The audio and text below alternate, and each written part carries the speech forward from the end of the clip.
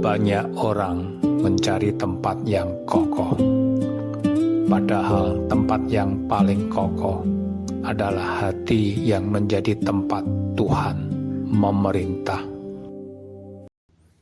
Shalom, semua orang mencari tempat yang paling kokoh untuk bersandar, di mana ia merasa aman dan tentram. Suatu kehidupan yang terjamin di masa depan. Tempat itu bisa berupa kekayaan, jabatan, relasi, atau apapun. Dan orang akan berjuang mengejar sampai ke tempat itu. Hari ini kita mau belajar dari seorang raja yang bernama Daud, di mana ia malah melakukan hal yang sebaliknya. Mazmur 132 menceritakan hal ini. Pemazmur menceritakan bagaimana Daud telah bernasar kepada Tuhan. Ia tidak akan masuk dalam kemah kediamannya, tidak berbaring di ranjang petidurannya. Bahkan Daud tidak membiarkan matanya tidur ataupun kelopak matanya terlelap sampai ia mendapat tempat perhentian bagi Tuhan, seperti yang dinyatakan di ayat 3 sampai 5. Di sini kita melihat bagaimana Daud berjuang untuk membuat tempat perhentian bagi Tuhan. Sikap Daud ini selaras dengan kehendak Tuhan, sehingga dikatakan kalau Daud adalah seseorang yang berkenan di hatinya, yang melakukan segala kehendak Tuhan.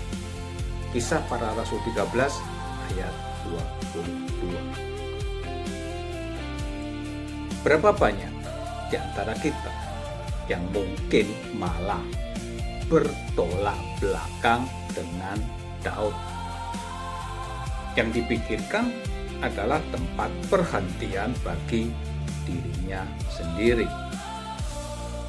Bagaimana ia bisa aman, menikmati hidup nyaman dengan kenikmatan yang dunia tawarkan. Tuhan ditaruh di belakang. Yang penting aku sejahtera. Saudara, dunia bisa memberikan rasa sejahtera itu. Bahkan iblis tawarkan itu kepada Yesus, asalkan Yesus menyembah Dia. Tetapi Yesus menolak mentah-mentah, karena ia tahu itu semua semu. Berapa banyak di antara kita mengejar yang semu itu? Yesus sudah ingatkan kepada kita akan adanya tipu daya kekayaan yang akan menghimpit firman Tuhan yang sudah ditabur di tanah hati kita sehingga tidak berbuah. Matius 13 ayat 22. Mulailah hari yang baru dengan tekun dalam doa pagi atau saat teduh, pembacaan firman, mencari kehendaknya setiap saat. Jadikan itu semua menjadi gaya hidup. Maka sesungguhnya gaya hidup seperti inilah yang akan menjadikan kita sedang membuat tempat perhentian bagi Tuhan. Tempat yang paling kokoh bukanlah tempat yang paling nyaman, melainkan tempat di mana Tuhan berdiam dan memerintah dalam hidup kita.